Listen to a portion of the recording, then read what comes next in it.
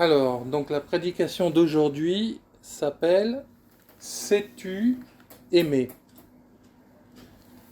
Du verbe savoir, donc sais-tu aimer? Point d'interrogation. Alors, on va voir une petite définition rapidement. Le verbe aimer, alors, petit 1, avoir pour quelqu'un quelque chose de l'affection, de la tendresse, de l'amitié ou de la passion. Exemple, aimer ses amis, son pays. Petit 2, être amoureux, éprouver de l'amour pour quelqu'un. Il a aimé sans être payé de retour. Et petit 3, en parlant d'un animal, avoir de l'attachement pour quelqu'un. Le chien aime son maître. Et petit 4, avoir du goût pour quelque chose, trouver du plaisir à faire quelque chose. Aimer le café, la lecture. J'aime écouter de la musique. Donc comme vous constatez, dans cette définition, il y a de l'amour amical, fraternel, il y a de l'amour envers des passions comme aimer la musique, faire du sport, des choses comme ça. Il y a l'amour amoureux comme dans un couple, dans le mariage. Et puis de l'amour que l'on peut recevoir, comme il nous disait, un chien qui aime son maître. Donc on va voir des exemples dans la parole de Dieu, mais n'oubliez pas que même si le verset nous donne un exemple, par exemple, par rapport à l'amour d'un homme, d'une femme, n'oubliez pas dans votre tête que ça peut être aimer un ami, aimer son voisin, aimer quelque chose, aimer lire. Ça peut être par exemple aimer méditer la parole, aimer prier, aimer jeûner, aimer son prochain. Donc ne restez pas fermé que dans l'idée de je dois aimer l'amour de ma femme ou de mon homme. Donc on va voir un premier exemple, c'est celui de Noé dans Genèse chapitre 9 du verset 20 à 23. Donc Genèse chapitre 9 verset 20 à 23. Et donc pendant que vous êtes en train de chercher dans Genèse chapitre 9 verset 20 à 23, est-ce que l'on sait aimer? Déjà, est-ce que tu t'aimes toi-même? Est-ce que tu sais avoir de l'amour pour toi-même? Il y a des gens des fois qui sont là et qui se disent « Ah tiens, ma coupe elle est stylée, la façon dont je suis habillé, la façon dont j'agis. » Est-ce que tu aimes ce que tu es? Est-ce que tu aimes ce que tu fais? Est-ce que tu aimes ce que tu es en train d'accomplir? Sais-tu t'aimer peut déjà correspondre à toi-même. Et c'est en s'aimant soi-même qu'on peut arriver à faire certaines choses ou pas. Dans cet exemple, donc Genèse chapitre 9, verset 20-23, Noé commença à cultiver la terre et planta de la vigne. Donc pour vous resituer, c'est juste après le déluge, il avait fait l'arche, il avait mis tous les animaux dedans, il était parti avec donc sa famille et les peu de personnes, 8 de mémoire, qui avaient été sauvées.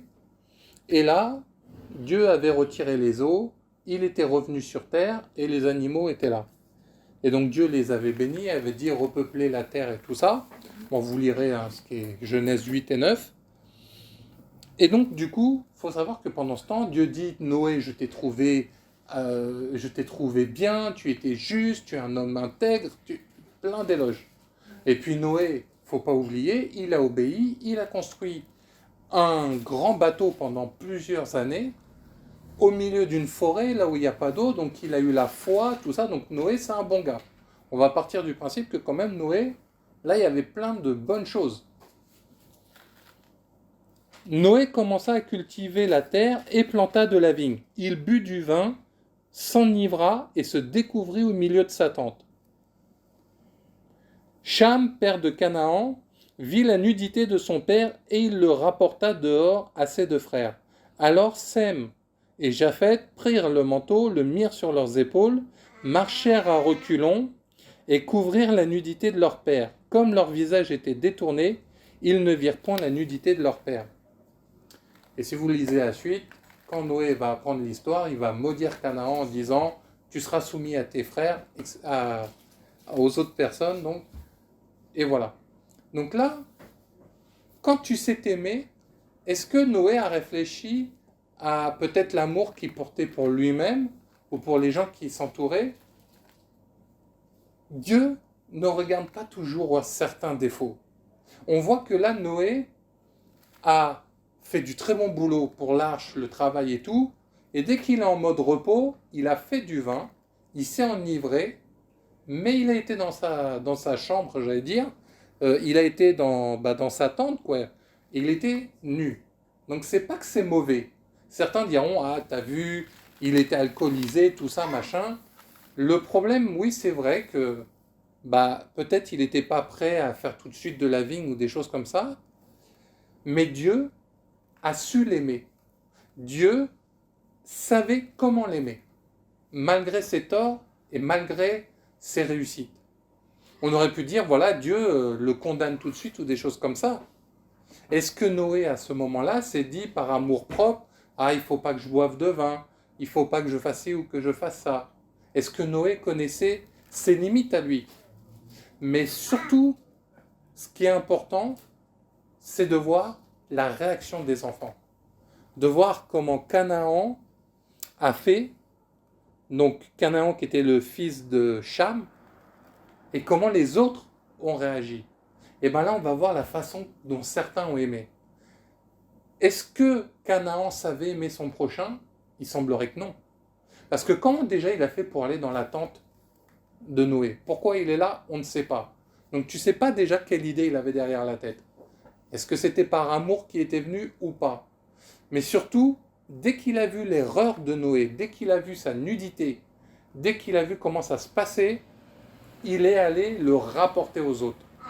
On ne nous dit pas comment ça se passe. Genre, il a dit, ah, t'as vu, il était tout nu. Ah, t'as vu, ah, c'est vilain. Oh là là, c'est pas sérieux. Ah, on ne sait pas qu'est-ce qui a été dit, mais la façon dont il va le rapporter, ça se voit que Canaan ne savait pas aimer son grand-père. Parce que quand on regarde, si Canaan c'est le fils de Cham, donc c'est le petit-fils de Noé, ça veut dire que Canaan ne savait pas aimer son grand-père.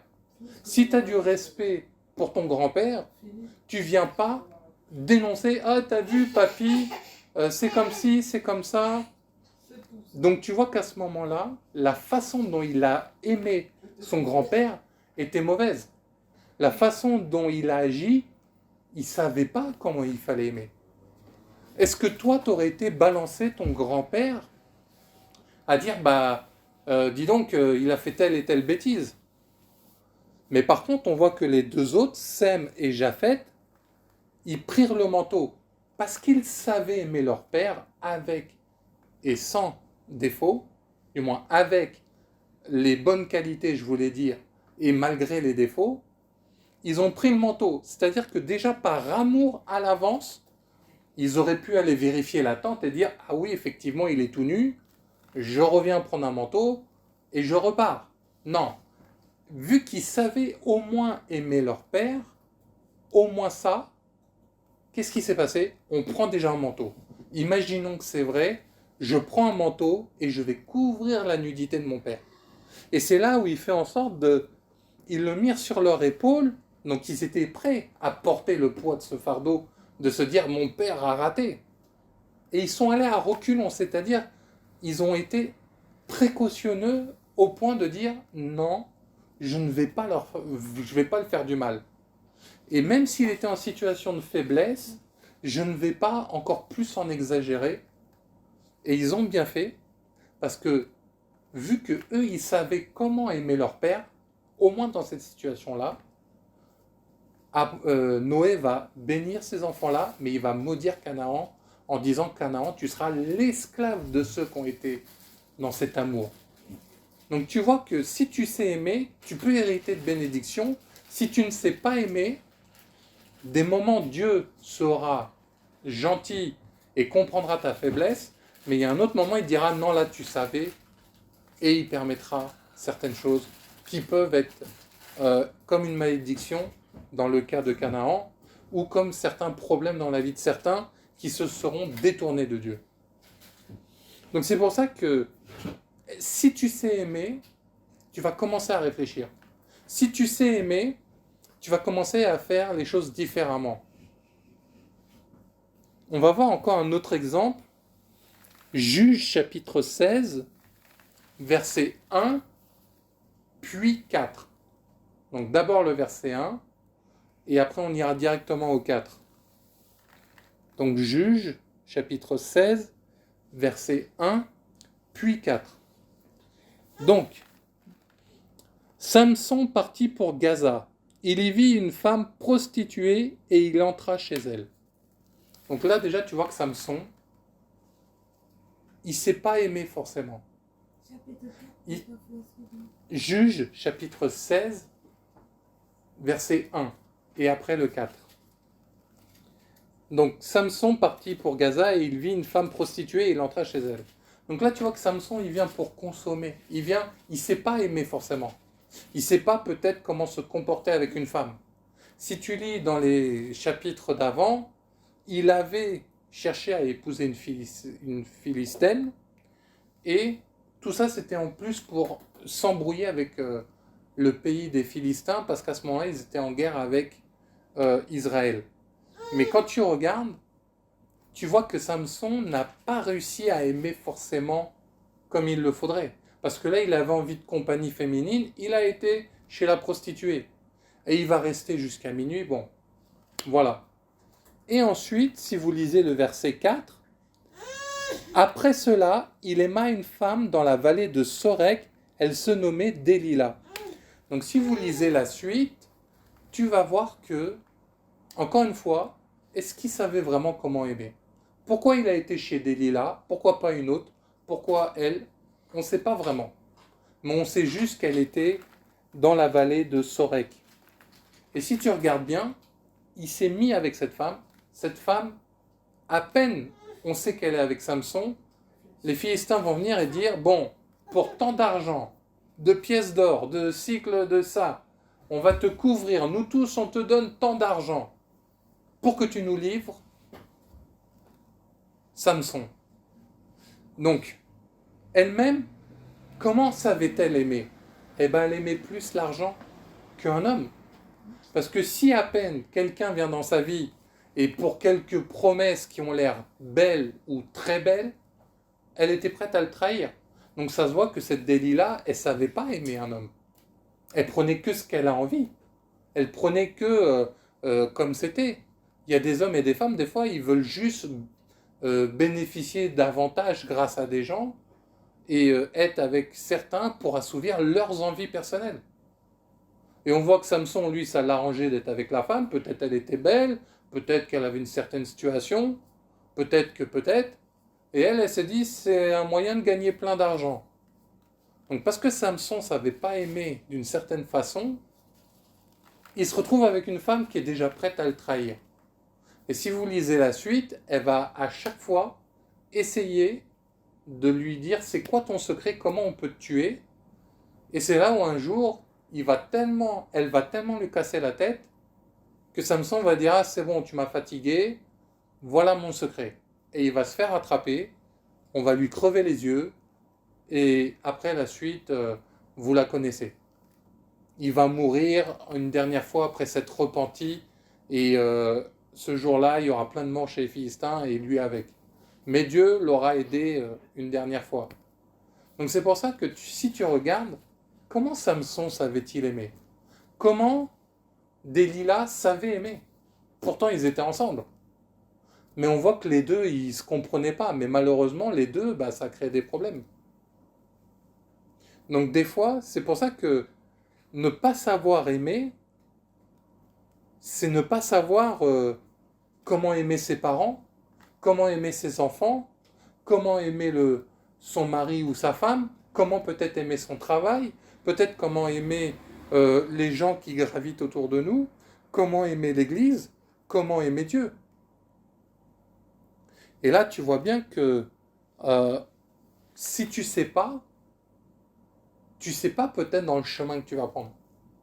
Tu sauras peut-être pas tes qualités et tes défauts. Il y en a des fois, ils se disent, moi je ne sais pas si je serai un bon père ou une bonne mère, mais le jour où la personne est enceinte, elle se rend compte qu'elle aime être une maman, et le père, le futur père, aime être un papa. Ça, des fois, il y aura des choses, tu le découvriras sur le moment. Mais il y a vraiment ces instants où savoir si tu aimes ou pas va faire de grandes différences. Si tu veux te marier à quelqu'un qui veut pas d'enfants, mais toi tu veux des enfants, ça veut dire que tu sauras pas aimer aussi. Tu sauras pas comment te mettre en accord. Parce que quand tu sais aimer quelqu'un ou t'aimer toi-même, tu vas commencer à avoir de la communication. Si tu estimes non, moi je suis nul, moi je sers à rien, Dieu de toute façon, pour lui je suis inutile. Toutes ces choses-là, si toi déjà tu n'as pas d'amour envers toi, comment tu le donneras à Dieu? Et tu t'aimeras toi-même. Et c'est ça qui va faire que va y avoir un impact. On va voir encore un autre exemple avec Isaac. Donc Genèse chapitre 26, versets 34 et 35. Donc Genèse chapitre 26, versets 34 et 35.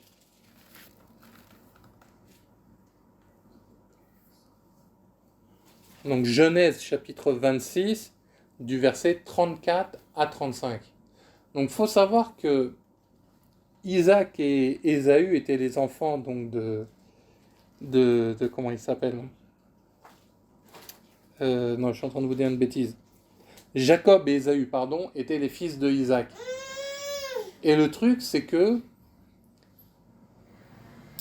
Jacob a su comment récupérer la bénédiction avec l'histoire de... Il a présenté un plat à son père qui était devenu à moitié aveugle. Bon, je vous laisse relire avant. Mais ça a créé chez son frère quelque chose de mauvais dans son cœur. Ça a créé quelque chose qui ne l'a pas aidé. Et lui-même, Ésaü, est-ce que vraiment il savait aimer soi-même ou sa famille? Et on va voir que dans ce passage, Ésaü, âgé de 40 ans, prit pour femme Judith, fille de Béri, le Hétien, et Basma, fille d'Élon, le Hétien. Elles furent un sujet d'amertume pour le cœur d'Isaac et de Rebecca, donc son père et sa mère. Si tu regardes là, parce qu'il n'a pas eu la bénédiction, parce qu'il n'a pas eu ce qu'il voulait, il a fait en sorte de créer de l'amertume chez ses parents.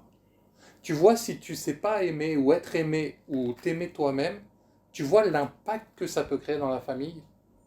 Et si tu regardes, il a fait ça, mais précédemment, il avait donné son plat de lentilles à son frère contre le droit d'aînesse. Alors, je ne vais pas revenir là-dessus, parce que ça serait trop long. Lisez les chapitres précédents. Mais on voit que déjà, de base, il ne s'aimait pas soi-même, parce que pour donner un droit d'aînesse, le droit d'être le plus grand de la famille, le frère le plus grand, il a vendu ça pour un plat de lentilles. Quel amour avait-il pour faire ça? Est-ce qu'il aimait ce qu'il était, ce qu'il représentait, sa fonction? Donc là, tu vois que déjà auparavant de ça, il ne savait pas trop aimer certaines choses. Sinon, il n'aurait pas fait cette erreur. Et quand on voit que là, suite aux différends qu'il y a eu par la suite entre eux, entre cette famille, il arrive à épouser deux femmes qui, selon les noms qu'on nous donne, est-ce qu'elles sont comme Dieu le demande? Parce qu'à l'époque, Dieu demandait de se marier entre Israélites et tout ça. Et en plus, ça procure quoi? Une amertume pour le cœur de ses parents. Donc, c'est-à-dire que, vu qu'il ne s'est pas aimé comme il faut, ou qu'il n'a peut-être pas certaines informations, ou qu'il n'a jamais compris comment aimer, il en est arrivé à faire du mal à ses parents. Là, ça nous parle des parents, mais tu pourrais imaginer ton frère, ta sœur, ta femme, ton mari, tes enfants, tes collègues. C'est pour ça que je vous disais au début, ne vous arrêtez pas à frère, sœur, femme, enfant. Imagine, ça peut prendre une autre ampleur. Et si on continue, Genèse, chapitre 28, de 6 à 9, Genèse, chapitre 28, versets 6 à 9, donc Genèse, chapitre 28, versets 6 à 9, Ésaü vit qu'Isaac avait béni Jacob et qu'il l'avait envoyé à Padan Aram pour y prendre une femme, et qu'en le bénissant, il lui avait donné cet ordre. Tu ne prendras pas une femme parmi les filles de Canaan. Il vit que Jacob avait obéi à son père et à sa mère, et qu'il était parti pour Padan-Aram. Ésaü comprit ainsi que les filles de Canaan déplaisaient à Isaac son père, et Ésaü s'en alla vers Ismaël. Il prit pour femme, outre les femmes qu'il avait, Mahala, fille d'Ismaël, fille d'Abraham, et sœur de Nébajot. Alors là, tu vois, il voit la bénédiction, il voit les choses, mais lui, qu'est-ce qu'il va faire? Ah bon, je vais m'empirer. Vu qu'il ne sait pas aimer, vu qu'il ne sait pas comment bien faire forcément, peut-être qu'il aurait pu demander pardon à son père et à son frère. Peut-être qu'il aurait pu dire, bon, ok, j'avoue, j'ai abusé. Et là, il comprend, attends, ça fait du mal à mon père. Ça nous rappelle un peu, justement, Canaan, le petit-fils de Noé. Ah tiens, ça lui fait du mal. Ah je vais aller en épouser d'autres, tiens. Et en plus, il va aller prendre là où ça a vraiment problème. Sais-tu aimer? Si peut-être il s'était posé cette question, peut-être lui, il aurait été comme Samson. Est-ce qu'il veut juste aimer les prostituées? Est-ce qu'il veut juste trouver une femme au calme? Mais est-ce que si tu sais aimer, ça va changer les choses ou pas? Vous voyez comment savoir aimer, ça peut avoir un impact incroyable. Et c'est pour ça que si tu sais aimer, ça peut t'amener à faire des actions que tu vas comprendre, voir, choisir d'obéir. On va regarder Genèse chapitre 29, donc le chapitre après, Genèse chapitre 29, versets 18 à 20. Genèse chapitre 29, versets 18 à 20. Donc Genèse chapitre 29, versets 18 à 20. Là, on va voir Ésaü était justement en train de faire ce qui est mauvais, mais on voit que Jacob, même s'il n'a pas toujours été clean, va faire quelque chose qui plaît dans l'amour de Dieu. Genèse chapitre 29, versets 18 à 20. Jacob aimait Rachel, et il dit, « Je te servirai 7 ans pour Rachel, ta fille cadette. » Et Laban dit, « J'aime mieux te la donner que de la donner à un autre homme. Reste chez moi. » Ainsi Jacob servit 7 années pour Rachel, et elles furent à ses yeux comme quelques jours, parce qu'il l'aimait. Donc là, Jacob a fui son frère qui voulait le frapper, parce que comme il ne s'est pas aimé, là, problème. Il va chez son oncle Laban, le frère de Rebecca, donc la femme de Isaac, et là, il voit qu'il y a 2 filles, Léa et Rachel, et Jacob aime Rachel. Et qu'est-ce qui se passe? Là, on voit que Laban, pour ses propres intérêts, il aime ce que lui, ça va l'aider. Ce que lui, ça lui fait du bien à lui-même. Il dit, je préfère, j'aime mieux que ça soit toi qu'un autre homme. Que ça soit peut-être une autre tribu, un autre peuple. Donc déjà, il est égoïste, Laban. Il pense à lui, il ne demande même pas à sa fille. Bon, coup de bol, la fille est amoureuse aussi.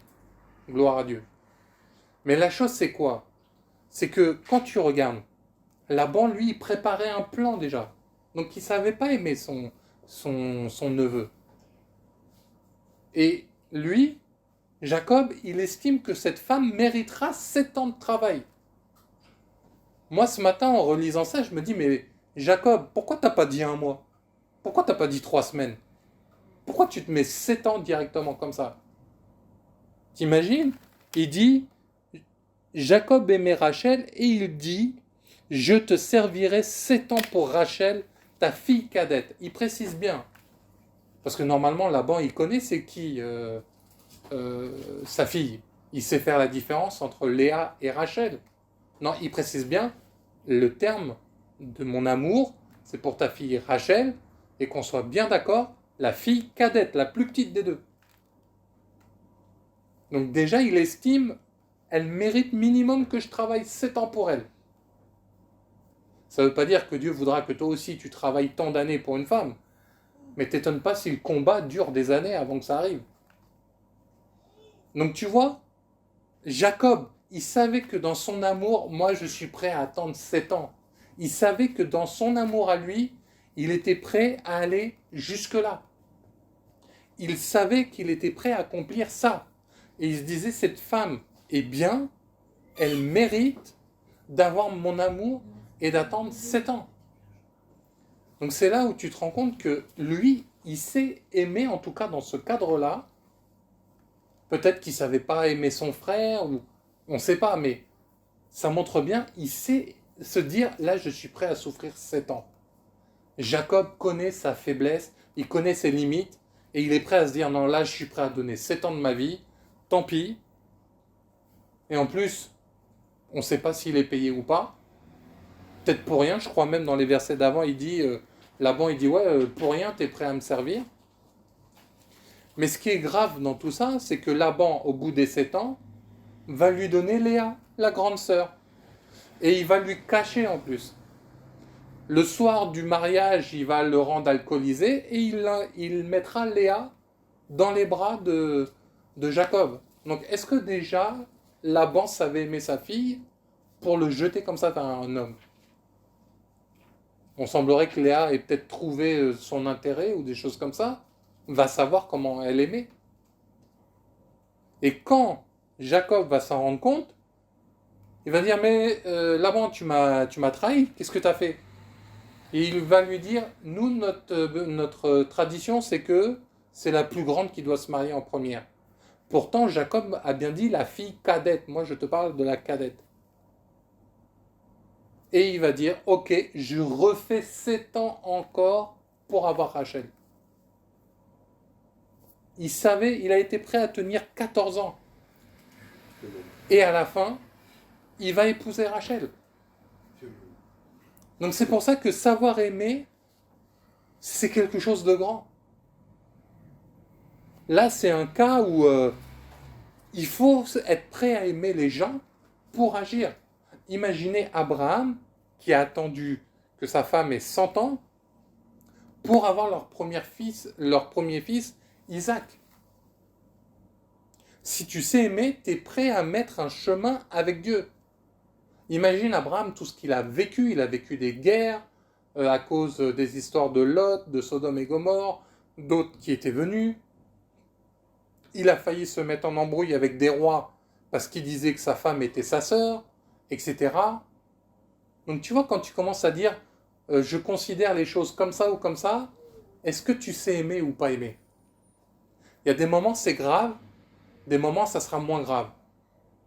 Mais dans l'exemple d'Abraham, si Dieu n'était pas venu voir le roi qui allait aller avec Sarah, sa femme, bah s'il n'avait rien dit, peut-être Abraham aurait perdu Sarah définitivement.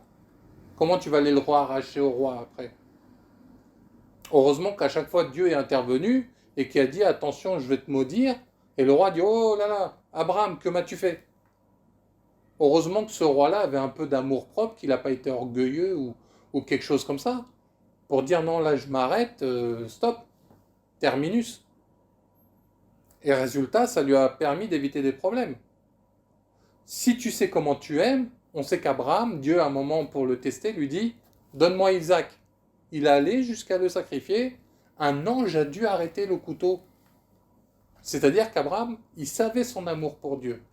Malgré qu'il a attendu plus de peut-être 90 ans ou je ne sais pas combien de temps pour avoir Isaac, il savait son amour pour sa femme, mais son amour pour Dieu, et il savait jusqu'où il obéirait. Et de là, après, a découlé des bénédictions. Donc c'est pour ça que c'est important. Là, on voit Jacob, il était déterminé. Déterminé pour attendre 14 ans comme ça. Je sais pas, moi, tu te fais arnaquer une première fois de 7 ans, j'aurais dit, bon, bah, 3 mois. Mais lui, il savait.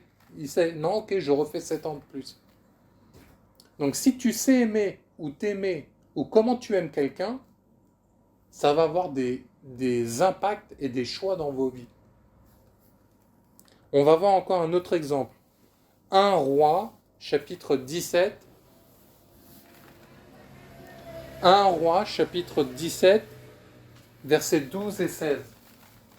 1 Roi, chapitre 17, versets 12 à 16. Donc 1 Roi, chapitre 17, versets 12 à 16. Donc la veuve, c'est l'histoire d'une veuve.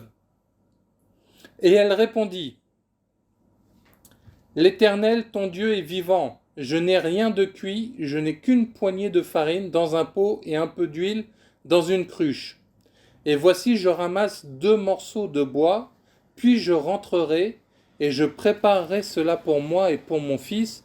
Nous mangerons, après quoi nous mourrons. Donc déjà, la femme, elle est veuve. On nous dit qu'elle est veuve un peu plus haut. Elle faisait, je crois, même partie... son mari faisait partie des prophètes et tout ça, à vérifier, bon, on relisait au-dessus. Et dans son amour, elle se dit, je vais préparer notre dernier repas, un peu comme Jésus lors de la Sainte Seine. Je vais préparer le dernier repas et mon fils et moi, on mourra. Parce qu'il y a de la famine, parce qu'il y a des problèmes. Donc déjà, elle sait dans son amour, ok, là j'arrive à ma limite. Je vais faire comme ça pour ma famille. Élie lui dit, ne crains point, rentre, fais comme tu as dit, seulement prépare-moi d'abord avec cela un petit gâteau, et tu me l'apporteras. Tu en feras ensuite pour toi et pour ton fils. Car ainsi parle l'Éternel, le Dieu d'Israël, la farine qui est dans le pot ne manquera point, et l'huile qui est dans la cruche ne diminuera point, jusqu'au jour où l'Éternel fera tomber de la pluie sur la face du sol. Elle alla, et elle fit selon la parole d'Élie. Et pendant longtemps, elle eut de quoi manger, elle et sa famille, aussi bien qu'Élie. La farine qui était dans le pot ne manqua point, et l'huile qui était dans la cruche ne diminua point, selon la parole que l'Éternel avait prononcée par Élie. Donc là, tu vois quoi?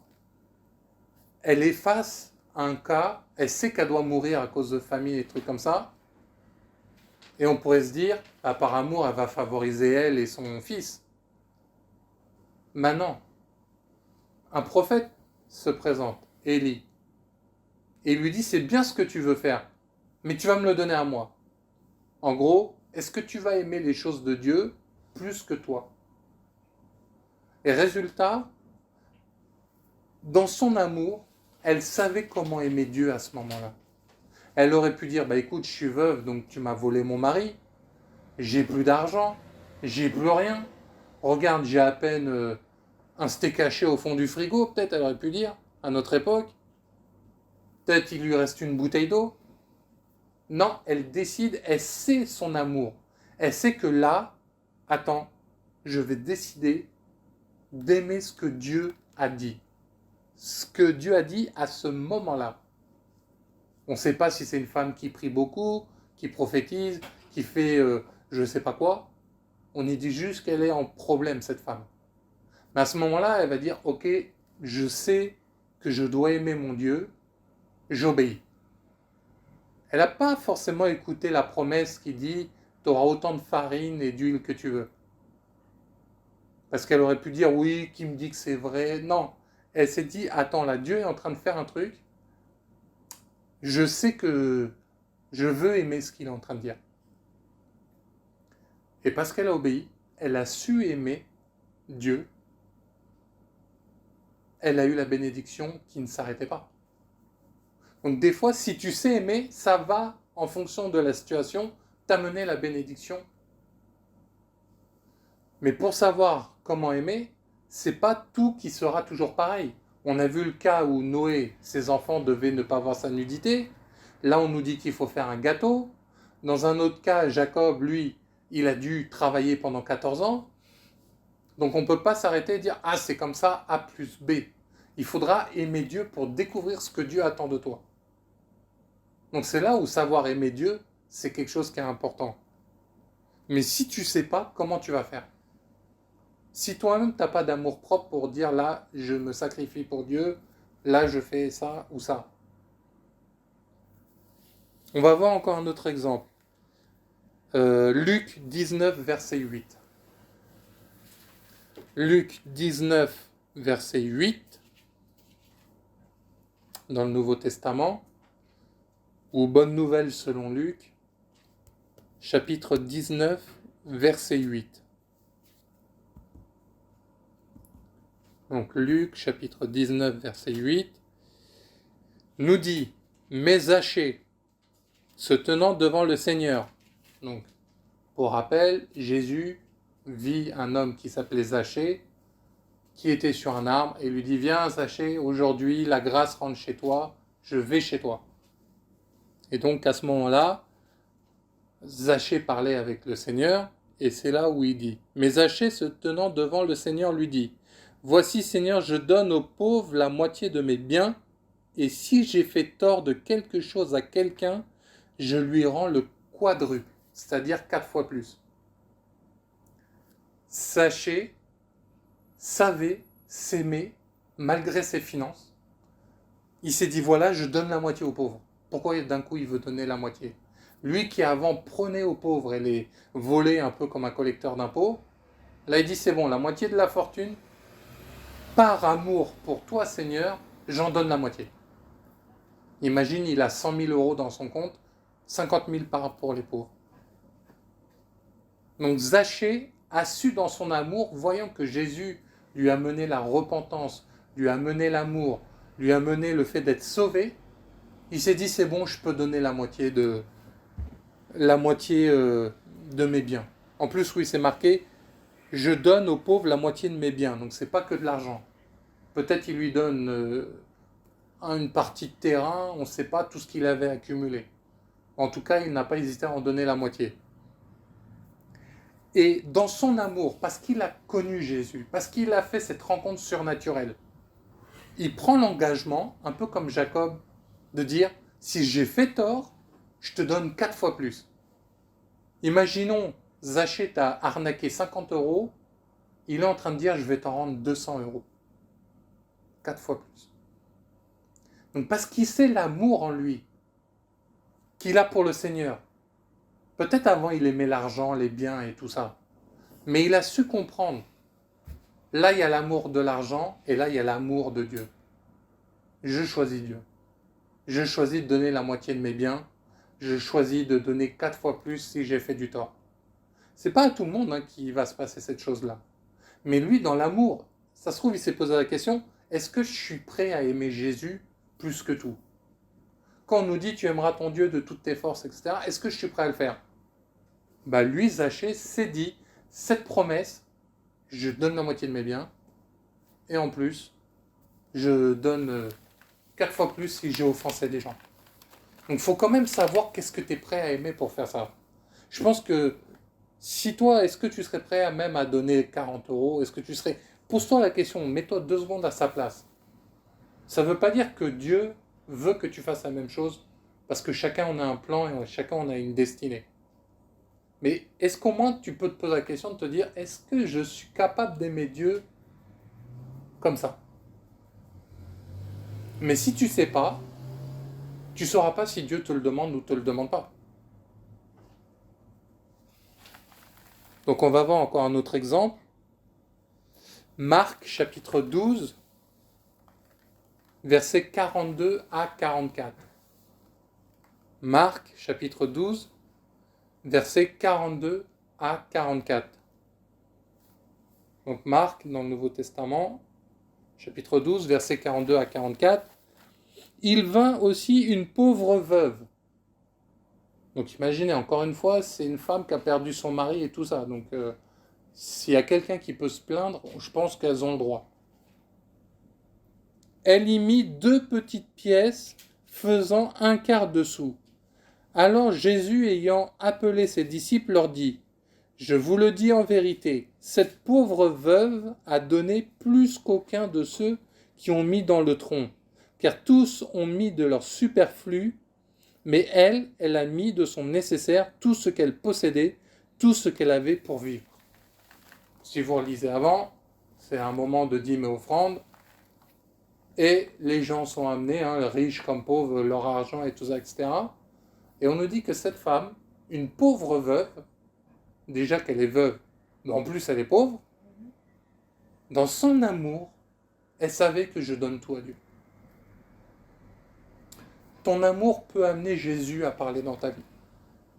Ton amour, si tu sais aimer ou être aimé, parce que des gens ne savent pas recevoir l'amour. Il y a des gens, la femme veut tenir la main de son mari, en public il n'ose pas. Il y a des gens, ils ne savent pas démontrer l'amour en étant correct, pas extravagant. Il y en a, tu leur dis, j'ai envie de te faire un cadeau pour ton anniversaire. Oh non, moi je m'en fiche des cadeaux. Des gens ne savent pas recevoir des simples attentions.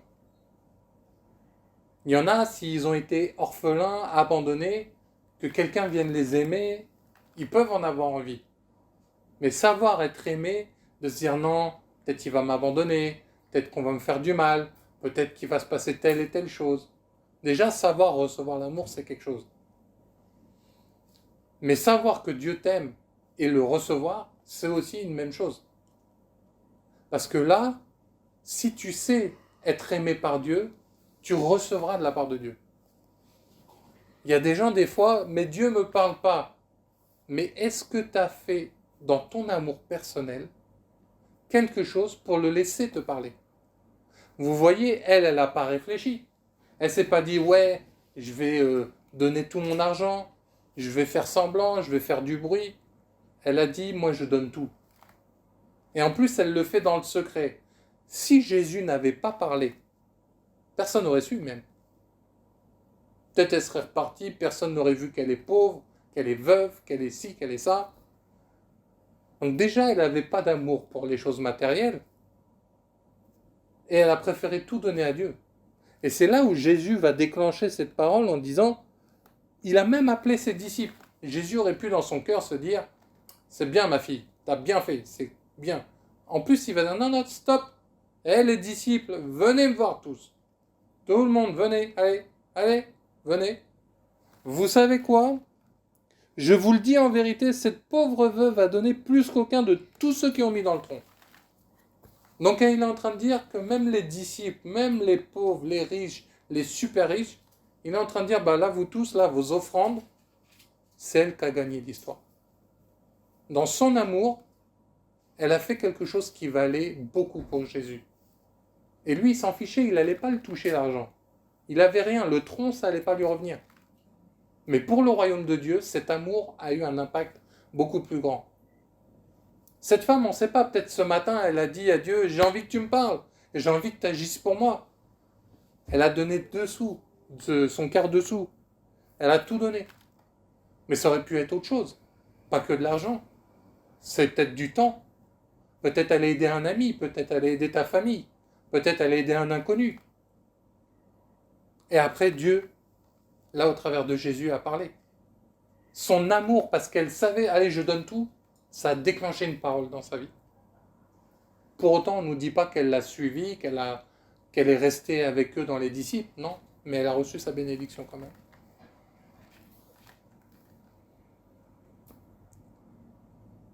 Marc 12, Marc, toujours le même chapitre, 12, mais on va aller au verset de 29 à 31 et le 34, donc on remonte un peu dans le chapitre. Marc 12, toujours, versets 29 à 31, puis le 34. Donc on est toujours dans le même chapitre, un peu plus haut, à partir du verset 29 jusqu'à 31, puis 34. Jésus répondit, « Voici le premier. Écoute, Israël, le Seigneur notre Dieu est l'unique Seigneur. Et tu aimeras le Seigneur ton Dieu de tout ton cœur, de toute ton âme et de toute ta pensée et de toute ta force. Voici le second, tu aimeras ton prochain comme toi-même. Il n'y a pas d'autre commandement plus grand que cela. » Donc là, tu vois l'amour.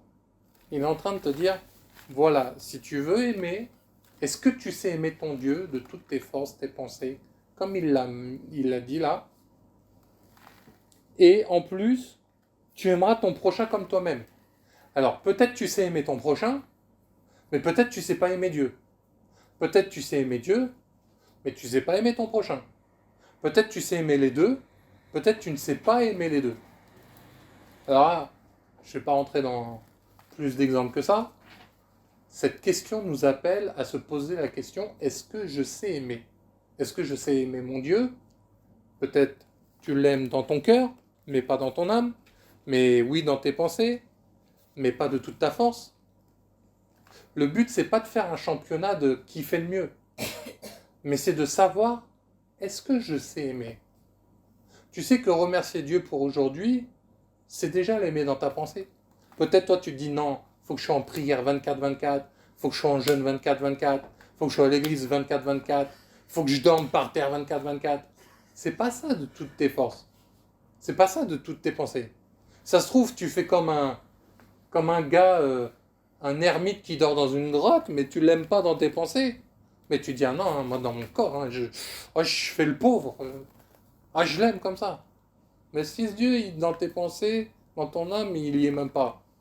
Tu es là, tu dis, non, hein, je vais l'aimer de toutes mes forces. Mais dans ton âme, t'es, ah, ça me saoule quand même, hein, j'ai rien, il y a des épreuves, c'est difficile, et pourquoi il faut méditer? Ah bah, tu sais aimer Dieu ou pas?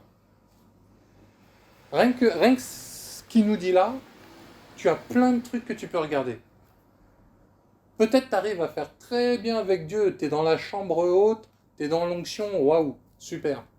Mais est-ce que tu sais aimer ton prochain? La grand-mère qui habite en bas de ton immeuble, du moins au 4e étage, est-ce que tu peux aller l'aider à monter ses courses? Mais toi, tu vas dire, oh, je suis dans l'onction. Oh, ce matin, la prière pendant 1 heure, waouh! Elle n'était même pas capable d'aider une pauvre grand-mère, qui, ça se trouve, est veuve et a donné tout son argent, et elle a plus de bénédictions que toi. Est-ce que tu sais aider même quelqu'un, attention, pour traverser la route? Ah, attention, votre lacet est défait. Ah non, ça, c'est pas spirituel. Aimer ton prochain comme toi-même. T'aimerais marcher, toi, avec tes lacets par terre et tomber à tout moment? Donc si tu sais pas où tu en es dans ton amour, tu peux être très spirituel, très sociable, mais commencer. Comme nous disait Jésus dans les versets précédents, elle au moins, elle aime de tout son cœur. Elle a tout ce qu'elle fait pour vivre, tout ce qu'elle possédait, elle l'a donné. Donc c'est pour ça que si tu regardes, il y a des gens, ils ne vont pas savoir comment aimer.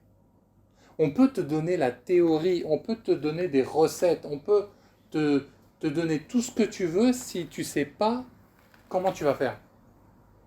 Si je te parle de cuisine mais tu ne sais même pas allumer un four, comment tu vas faire? Parce que regardez le verset aussi que je voulais que l'on lise. Jésus, voyant qu'il avait... attendez, hein, que je vous dise pas de bêtises. Voilà, Jésus, voyant qu'il avait répondu avec intelligence, donc ça c'est le 34. Donc il y a quelqu'un qui répond à ce que Jésus venait de dire, et donc au verset 34, Jésus, voyant qu'il avait répondu avec intelligence, lui dit, tu n'es pas loin du royaume de Dieu, et personne n'osa plus lui proposer des questions. C'est-à-dire que lui dit, tu aimeras Dieu de toutes tes forces, de ci, de ça, tu aimeras ton prochain comme toi-même. La personne va dire, bon bah oui, j'ai compris, t'as dit, il faut aimer Dieu, il faut aimer son prochain comme soi-même. Jésus il répond la phrase, t'as compris dans l'intelligence.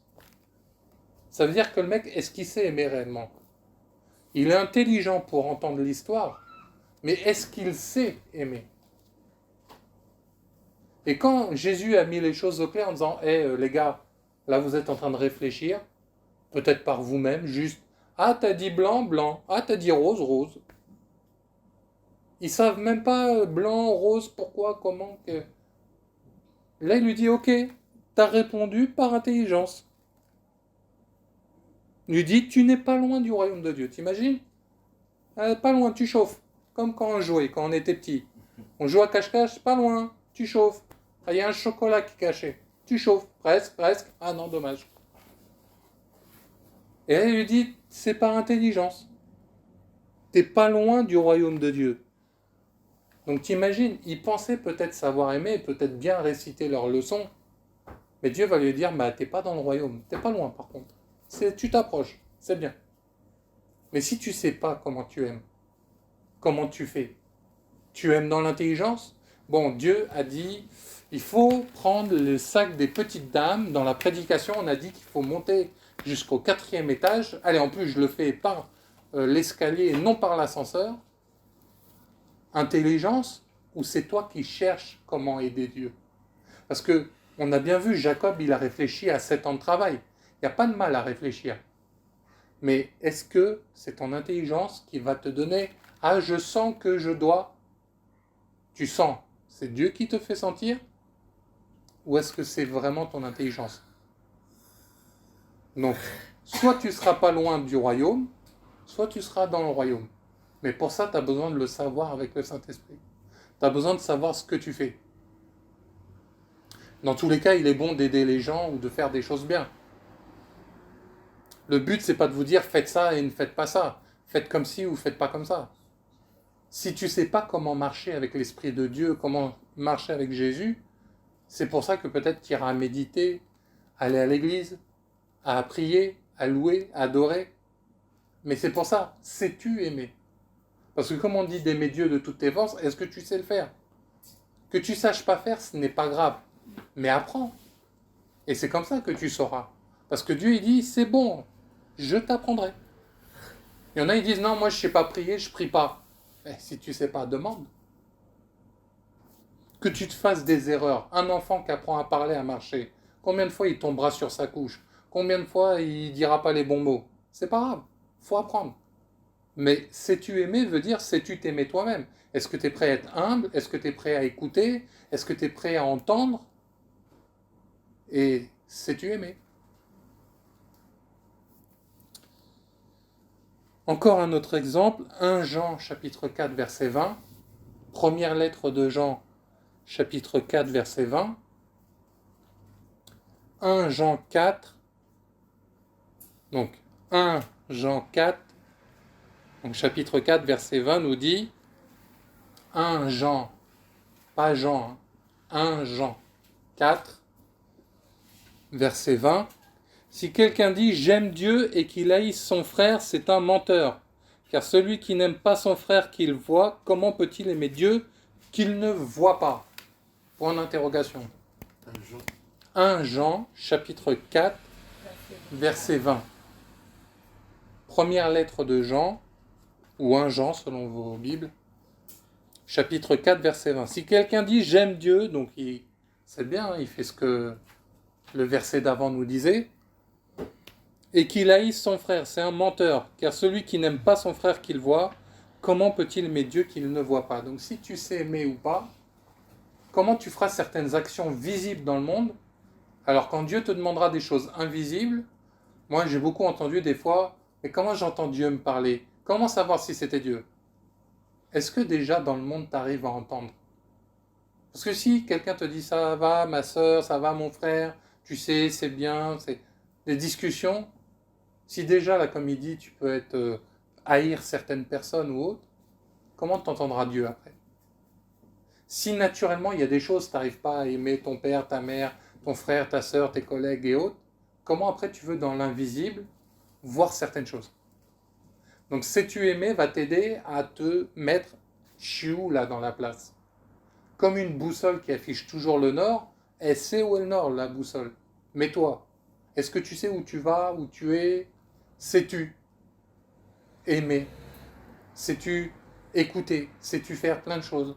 Sais-tu être là? Non, moi je veux ce que moi je veux, mais j'écoute pas les autres. Donc là on voit que les gens s'étonnent, mais moi j'y arrive pas et Dieu il me parle pas. Mais qu'est-ce que tu es en train de faire? Et après tu t'étonnes que Dieu parle pas. Et même si Dieu parle, comment tu vas faire pour entendre? Donc c'est en ça que l'amour va nous aider à comprendre ou pas. Jean chapitre 15, versets 12 à 14. Jean chapitre 15, donc là cette fois-ci bonne nouvelle, hein, les évangiles de Jean. Chapitre 15, versets 12 jusqu'à 14. Jean chapitre 15, versets 12 jusqu'à 14. C'est ici mon commandement, donc c'est Jésus qui est en train de parler. Aimez-vous les uns les autres, comme je vous ai aimé. Alors, si tu ne sais pas t'aimer, comment tu vas aimer le prochain? Et si tu ne sais pas comment Jésus t'a aimé à la croix, comment tu vas t'aimer et comment tu vas aimer ton prochain. Rien que la question sais-tu aimer, là, elle prend au moins 3 dimensions. Est-ce que je sais ce que Dieu a fait pour moi? Est-ce que je sais que je suis aimé de Dieu? Et est-ce que je suis capable d'aimer mon prochain? Tu veux te marier, mais tu ne sais pas si Dieu t'aime, et tu ne sais pas si ta femme t'aimera, ou ton mari, tu ne sais pas si vous allez vous aimer. Comment vous voulez déjà faire si tu ne sais pas les choses? Il n'y a pas de plus grand amour que de donner sa vie pour ses amis. Là, Jésus parle de la vie carrément. De la vie. Et il pouvait le dire, il a été à la croix, il est mort pour nous. Vous êtes mes amis si vous faites ce que je vous commande. Donc, sais-tu aimer au point de mourir? Dieu ne nous demandera pas de mourir, quoique il y a des fois dans certains pays où il y a de grandes persécutions, des gens se font mourir parce qu'ils sont chrétiens. Donc eux, ils mettent en pratique cette parole, carrément. Et nous, des fois, on est au chaud dans nos églises et on se porte bien, alors qu'il y a des gens qui meurent parce qu'ils mettent vraiment pour Jésus tout ce qu'il faut. Vous êtes mes amis si vous faites ce que je vous commande. Donc, est-ce que tu sais aimer au point de mourir pour quelqu'un? Mais là, lui, il a parlé de mourir physiquement, mais spirituellement.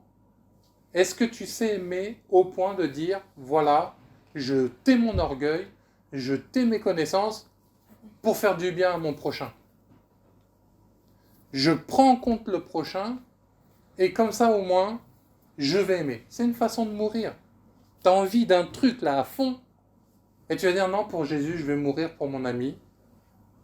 C'est pas grave. Mais ça, si tu sais pas que tu es prêt à aimer, si tu sais pas que tu es prêt à manifester cet amour-là, comment tu vas mettre ces commandements en ordre, comme il dit juste après? Vous êtes mes amis si vous faites ce que je vous commande. Mais si tu ne sais pas que tu es ami de Jésus, si tu ne sais pas comment l'aimer, si tu ne sais pas comment obéir, si tu ne sais pas comment recevoir ce qu'il nous commande, et pas dans l'intelligence, comme il disait tout à l'heure, mais selon le royaume de Dieu et le Saint-Esprit, ça va vous mettre comme une boussole, vous saurez à quel endroit vous êtes. Le but, c'est pas de vous enfoncer en vous disant que vous êtes des vilains chrétiens. C'est de vous dire, mais sais-tu où tu es? Comme ça, tu sors. Si tu sais pas où est la porte de sortie d'un magasin, tu as besoin de savoir où est la sortie. Si tu sais pas aller en métro, quel chemin prendre, tu as besoin de savoir où est la sortie. Si tu sais pas ce que tu vas manger aujourd'hui, si tu sais pas ce que tu vas faire, mais tu en as besoin pour sortir. Si tu sais pas où sont tes vêtements, tu vas pas aller dehors tout nu. Donc des fois, on a besoin de sortir des choses, mais on n'a pas envie de savoir. Et c'est pour ça qu'après, on a des problèmes. Et j'aimerais finir par un dernier verset, Éphésiens chapitre 5, verset 28. Celui-là, il y en a, ils aiment bien l'utiliser. Éphésiens chapitre 5, verset 28. C'est un passage que les hommes, les maris surtout, ils aiment bien. Ils aiment bien, c'est un verset qui est à nous, ça soi-disant. Le passage qui dit « Femmes, soyez soumises ». Mais, Éphésiens chapitre 5, verset 28, nous dit, Éphésiens, donc chapitre 5, verset 28, « C'est ainsi que les maris doivent aimer leurs femmes comme leur propre corps. Celui qui aime sa femme s'aime lui-même. » Et après, on nous dit, « Femmes, soyez soumises, mais maris, aimez-les comme Christ a aimé l'Église. » Femme, si tu veux être soumise, ça nécessite de l'amour. S'il n'y a pas d'amour, on ne peut pas être soumis.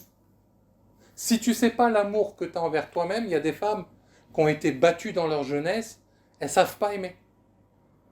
Et après, elles ont du mal à restituer ça, ou elles ont peur d'être blessées pour donner, ou d'être trahies ou des choses. Donc c'est à nous, maris, de comprendre la tristesse de nos femmes, de nos futurs fiancés et autres, à dire voilà pourquoi ça va pas ma femme, pourquoi ça va pas ma fiancée. Sais-tu aimer? Si tu sais pas aimer, t'aimeras ni ton mari ni ta femme, et encore moins des enfants qui pourraient venir après. Parce que si tu n'arrives pas à faire certaines choses dans le cadre du mariage, comment tu veux aimer des enfants et des petits-enfants et des arrière-petits-enfants même s'il fallait? Mais là, nous, les hommes, les maris, aimer leur femme comme leur propre corps. Il y a des fois, on impose des choses, des duretés, que nous-mêmes, à notre corps, on ne fait pas. Des fois, on dit non, faut que ça soit comme ça, prie tous les jours, fais des jeûnes, mais toi-même, tu ne fais pas. Toi-même, en ce moment, tu es là, je dois agir de telle façon, mais tu ne sais pas comment est ta femme. Imagine ta femme, elle est au 8e mois de grossesse, tu lui demandes d'aller faire 4 heures de course. Au bout de 10 minutes, elle est KO, elle ne peut plus. Imagine, tu viens de faire une nuit blanche et tu demandes à ton mari ou ta femme, on peut aller travailler toute la journée s'il te plaît, mais c'est pas possible. Si toi, ton propre corps, tu infligerais pas certaines choses, des fois, on l'inflige à l'autre. Donc, sais-tu aimer? C'est-à-dire que pour qu'il y ait soumission, il doit y avoir amour. Et cet amour, déjà, doit venir pour la femme elle-même. Et ensuite de ça, il faut que cet amour soit soumis à Dieu. Et ensuite de ça, il faut que l'amour de l'homme soit soumis à Dieu. Donc ça revient aux histoires de commandements, aimez-vous de toutes vos forces, etc. Et en plus, tu dois savoir t'aimer. Est-ce que tu sais aimer? Est-ce que tu sais, comme si on te disait, comme Jacob, 7 ans de travail. Allez, je suis prêt, ma femme, mon mari, à faire 7 ans de travail avant d'arriver à un résultat. Sais-tu aimer? Sais-tu faire en sorte que celui qui aime sa femme s'aime lui-même?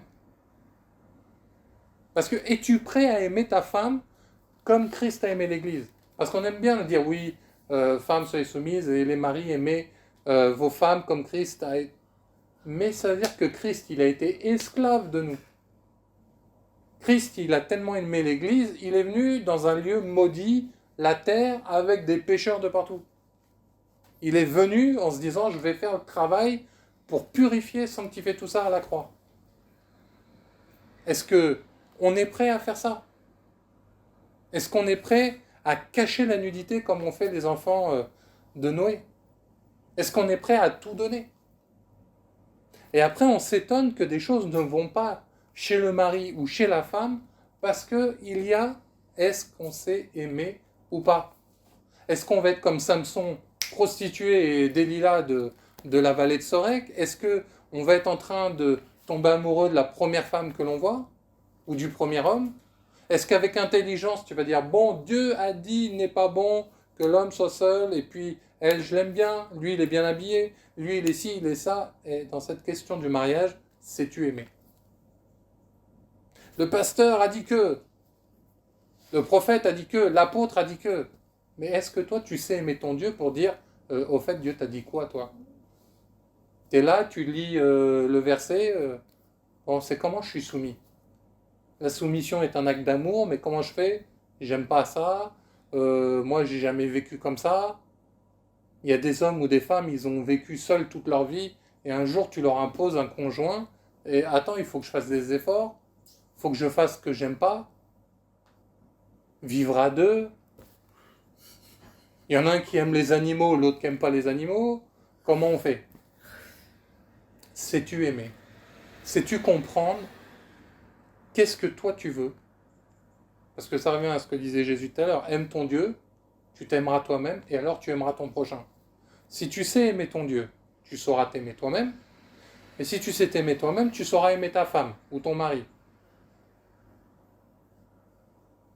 Donc maintenant, c'est là où l'amour que tu vas générer selon Dieu, selon ce qu'il te commande, va créer quelque chose. Mais si tu ne sais pas aimer, comment t'aimeras ton prochain, ton voisin, ton pasteur, un responsable au travail ou je ne sais quoi? Si toi-même tu ne sais pas, ou tu ne sais même pas que tu ne sais pas, parce que David nous parlera des péchés inconnus, si tu ne sais même pas, comment tu veux faire après? Parce qu'on oublie que la femme représente l'Église. Mais l'Église, comment elle se soumet à Dieu? En écoutant ce que le Saint-Esprit dit. En se soumettant. Et comme je vous ai donné tous ces exemples, il y en a, ils ont travaillé 14 ans. L'autre, c'est juste une histoire de vin et de vêtements. L'autre, c'est une histoire de dessous, mais en fait, c'est toute sa richesse. L'autre, il donne la moitié de ses biens. L'autre, il fait en sorte de... Il devait mourir dans la famine, mais il préfère donner Là, dans le cas de la veuve, elle a donné au prophète Élie. Mais imagine, Dieu te dit, donne un sandwich, ton dernier sandwich à, je sais pas moi, à un inconnu dans la rue. Et c'est toutes ces choses-là qui font qu'il y ait soumission. C'est toutes ces choses-là qu'il y aura amour. C'est toutes ces choses-là que, si on s'aime comme son propre corps, bah comme le corps de Christ. Après, les gens, ils sont là, des fois, les pasteurs, ils s'en fichent de leur brebis. C'est mon plus beau costume, c'est mon plus bel argent. T'as mis combien dans la caisse de dîmes et offrandes? Et toi, tu as entendu que Dieu a parlé sincèrement. Est-ce que tu le mets en pratique? Sais-tu aimer? Après, des fois, on est là, oui, c'est quoi ton problème? Ah non, prie, faut que tu pries plus et que tu médites. Si tu sais aimer, tu serviras mieux.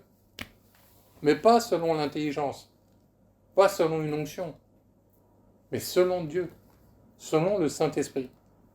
Et si on ne sait pas aimer, on ne sait pas donner, on ne sait pas recevoir. Si on ne sait pas aimer, on ne sait pas qui on est.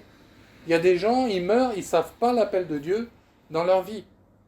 Et pas forcément qu'ils devaient être un des 5 ministères, apôtre, prophète, docteur, pasteur, évangéliste. Dieu peut t'appeler à être un entrepreneur. Dieu peut t'appeler à être quelqu'un qui élève des enfants. Dieu peut t'appeler à être quelqu'un qui investit pour son royaume. Dieu peut te demander de faire à manger pour les pauvres, de faire un orphelinat. Il y en a, ils vont dire, ah, mais moi j'ai une église de 1000 personnes, toi tu as un orphelinat de 20 enfants. Ça a un poids. Regardez, la veuve qui a donné tout son argent, il avait donné plus que tous. Attention à ce que la veuve et l'orphelin fassent pas mieux que ton ministère, qui soi-disant sont moins XXL. Si toi aussi tu recherches l'amour de l'onction, l'amour des dons, de la puissance, du waouh, et ça se trouve, un orphelin, il fera plus que toi. Hein. Et là, ça sera triste. Mais si tu le sais même pas, eh ben, c'est que tu aimais. Donc c'est pour ça que il faut savoir ce que Dieu nous veut. Et quand tu vas commencer à savoir si tu aimes toi, ton prochain ou Dieu, tu vas commencer à revoir la façon de voir les gens. Tu vas commencer à revoir ce qu'il faut faire. Tu vas commencer à comprendre que là, Dieu nous dit il faut faire telle chose, mais ton frère ou ta soeur en Christ n'y arrive pas. Tu peux pas juste lui dire hey, Dieu a dit prie, hein, mais il ne sait pas. Si tu sais aimer, peut-être tu vas dire bah écoute, moi j'ai réussi comme ça. Moi j'ai fait la prière, bah Seigneur, je ne sais pas prier, aide-moi à prier. Et des fois on sera là, ah non, hein, Dieu a dit tu seras la tête et pas la queue. Ah oui, mais si en ce moment il y a des combats spirituels dans la vie de cette personne, et qu'il est la queue plus que la tête, faut l'aider à s'en sortir. Mais si tu sais pas l'aimer, si tu sais pas que la personne elle est au ras des pâquerettes, si tu sais pas que la personne elle est en détresse, si tu sais pas que cette personne n'y arrive plus, elle a l'impression d'être la tête sous l'eau, comment tu peux venir lui dire hey, oh, va évangéliser dans la rue, fais ci, fais ça. Non mais attends, Dieu a dit, mais oui, Dieu a dit, mais moi je suis dans l'eau là-haut. Donne-moi une bouée d'abord. Et si tu sais aimer, bah tu vas dire ok, prenons le temps d'aimer notre prochain. Donc c'est pour ça que cette question, bon bien sûr, je ne peux pas développer des heures et des heures, mais c'est une question primordiale dans nos vies. Après, on s'étonne, mais pourquoi j'ai pas reçu? Pourquoi j'ai pas eu? Pourquoi Dieu moi il me parle pas? Pourquoi j'ai pas tel don? Pourquoi? Bah, sais-tu pourquoi? Sais-tu aimer? Parce que Dieu est amour. C'est ce que nous dit Dieu. Dieu le Père est amour. C'est l'amour avec un A majuscule, terminus, tout le monde descend. Donc si tu connais pas l'amour, tu connais pas Dieu. Et ça n'est pas blanc-noir. Il y a des nuances entre tout ça. Il y en aura, même si c'est un petit peu, ça sera beaucoup pour Dieu. Là où d'autres feront 20 orphelinats. C'est pour ça qu'il nous dit de ne pas nous comparer, mais de nous aimer les uns les autres. Lui, il y arrive, elle n'y arrive pas. Lui, il a une réussite là-dedans. Elle a une réussite là-dedans. Lui, oui, lui, non. Mais si tu sais aimer et réfléchir un peu à ça, eh ben on commencera à céder au lieu de toujours se tirer dessus. Dans le corps de Christ, on est toujours en train de s'attaquer les uns les autres. Lui, c'est un faux prophète. Lui, c'est un faux. Lui, c'est un démon. Lui, il a fait ci. Lui, il a fait ça. Et là, c'est que quand il y aura le jugement dernier là-haut que, ah ben, sais-tu qui était qui, en fait? Certains diront oui. Jésus va dire bon et fidèle serviteur ou bon et fidèle servante. Parce qu'il saura, oui, lui, c'est mon amour. Lui, c'est qui on est. Et nous, on saura qu'on a marché avec Jésus, même avec beaucoup de difficultés, parce que le chemin, il est étroit et sinueux. C'est difficile. Mais si tu sais pas, comment tu vas aimer? Comment tu vas prendre le défi? Comment tu vas dire, allez, il faut que j'y arrive avec Dieu? Même si ce n'est qu'un peu. Dieu dit, je préfère que tu essayes, que tu fasses pas. Mais si tu n'essayes pas de dire, moi, allez, comme la veuve qui a dit, allez, je donne mon dernier gâteau au prophète. Heureusement que ce n'était pas un faux prophète avec le mensonge. Non. Donc c'est pour ça, sais-tu aimer? Et ça va t'aider à réfléchir, méditer, connaître Dieu réellement. Parce que comme Dieu est amour, bah, automatiquement, dans toutes les dimensions de ta vie, tu vas commencer à le découvrir. Et vraiment, rassure-toi, si ça doit être lent, que toi, tu as besoin quelqu'un qui ne sait pas lire. On ne peut pas lui demander autant que quelqu'un qui sait lire. Si toi, ça doit aller plus lentement, gloire à Dieu, tous on arrivera au même point dès le moment qu'on suit Jésus. Donc, faut pas faire la course, c'est un marathon. Et l'important, c'est la foi, d'y arriver jusqu'à la fin. Et c'est comme ça qu'on atteindra l'objectif. Et on ne doit pas se moquer de ceux qui réussissent moins, plus, beaucoup, pas du tout. Parce qu'avec Dieu, on ne sait jamais. Demain, le SDF que tu as méprisé, il sera peut-être PDG et celui qui donnera l'argent qui te manque. Celui que tu dis, ah, mais lui, ouais, c'est un petit chrétien. C'est peut-être lui qui a le salut de ton âme. C'est pour ça qu'on ne sait jamais. Jésus, il a dit, il viendra comme un voleur. Jésus, des fois, il dit, ah, ils ont reçu des anges. Si Abraham n'avait pas vu que c'était Dieu et deux anges, qu'est-ce qu'il aurait fait? Donc c'est pour ça que chercher Dieu et apprendre à savoir, est-ce que tu aimes Dieu? Est-ce que tu sais t'aimer, toi, Dieu, le prochain? Et c'est comme ça que petit à petit, les épreuves viendront. C'est comme ça que tu les réussiras. Si tu échoues, Dieu t'aidera à les recommencer et ça avancera au fur et à mesure. Amen.